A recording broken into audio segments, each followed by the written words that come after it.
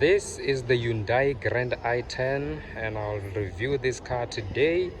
We are going to speak about the features, the impressions, price and the cost of ownership. So stay with me as I uncover what this small car has to offer. Let's get it. Without wasting any time, this is the Hyundai Grand i10 1.2 liter premium hatchback. This Hyundai Grand i10 has a petrol-powered 4-cylinder engine. It produces 61 kilowatts and 114 newton meters of torque, fuel consumption of 5.9 liters to 100 kilometers, a range of 627 kilometers, and the capacity of 37 liters. It comes as standard with 2 airbags, which is something I don't like about the car. Nonetheless, the Grand i10 is a very good-looking car, and that's if you don't mind small cars.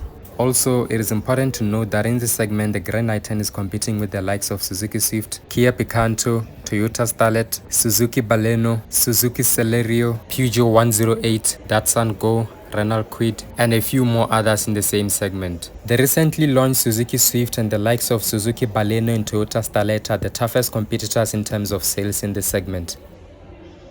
So when it comes to the front view, I think Hyundai has got unique designs going on. These are the headlamps. It has got these air vents here that are practical because when I touch here, they can absorb the air. It can go along the wheels and this way. And the grille is so big. It's very big, very big, and it does suit this car though. On the side profile, it's running on 14-inch steel wheels. It looks proper, just that the wheels are tiny, but it's not surprising because the car on its own is very small, very small. It's giving the vibes of Kia Picanto, which is in the same building, because here Kia and Hyundai operate on the same building rather. Side mirrors don't have indicators, they are plain. You only get indicators on the fender here. So judging from the inside, we are gonna go inside now because this car is too small. There's not really much you can talk about when it comes to the Grand i10, but what I can assure you is that the interior of this car has been scrolled over to the interior of the Hyundai Extra. So I'm here at the side of the passenger seat, and from here what I've noticed is that it comes with the glove box. There is a space here, you can put your things. It looks like this is a glove box up until when you reach out for the glove box and you open it from here. In the center console, you get your gear lever. Let me see, is it wrapped with leather? I don't think so. But next to it, twin cup holders, very important. There is no center armrest here. You get your traditional parking brake. Here you get a space. Probably gonna put your phone here.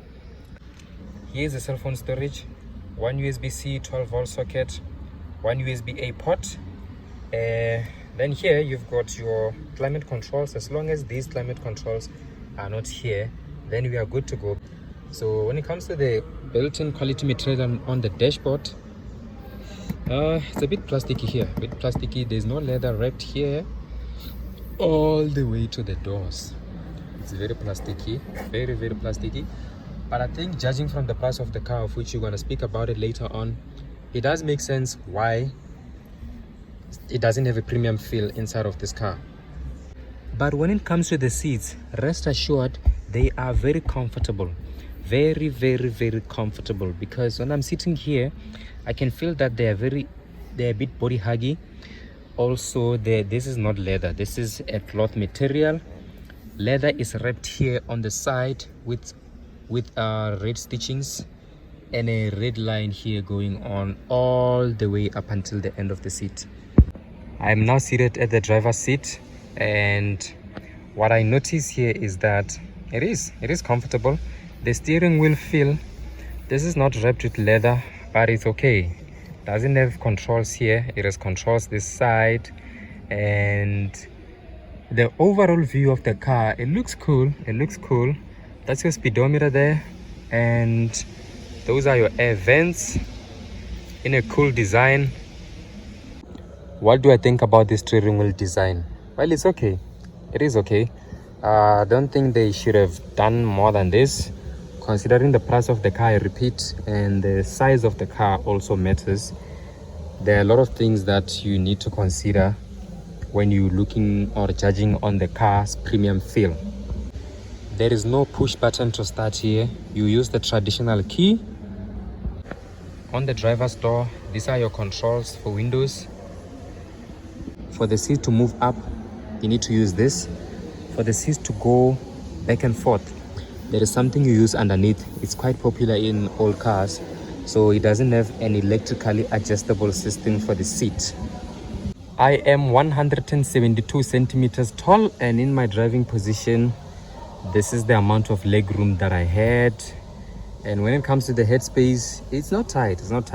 When it comes to the middle seat though, I'm not sure if someone can sit here comfortable, but I am feeling comfortable, just not for long distance, I have to be honest. So that's it in the second row. The middle seat doesn't have the center armrest, so you don't have a center armrest here. It means no cup holders. And I'm not shocked though, there couldn't be a center armrest here when there is no center armrest this side. So the only thing that you get at the rear seats is a one USB-A port, rear air vents. The front seats don't have pockets behind them.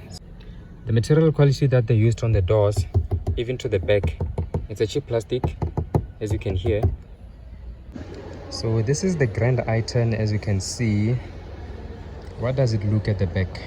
How does it look at the back rather? For me, it looks amazing. It looks better than a Picanto. It does look better than a Picanto in my opinion.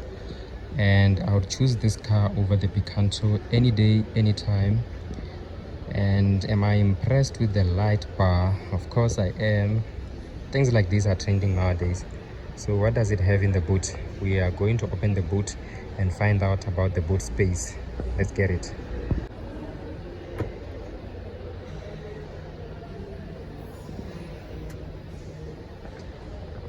So my impression of the boot is that it looks deep.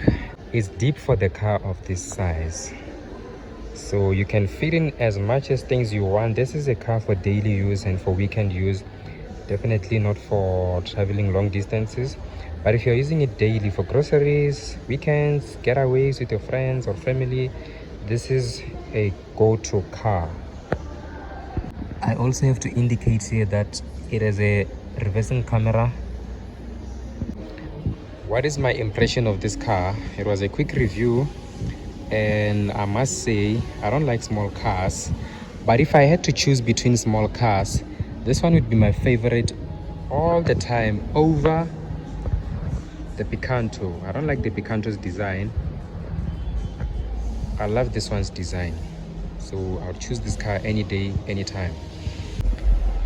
The reason being that it doesn't look too complicated. Also, the space that it has inside, it looks good. It looks good for me. It's comfortable.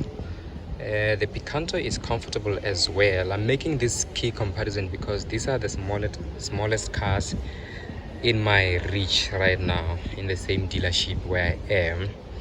But then this car looks amazing. I would definitely at any day and any time recommend it.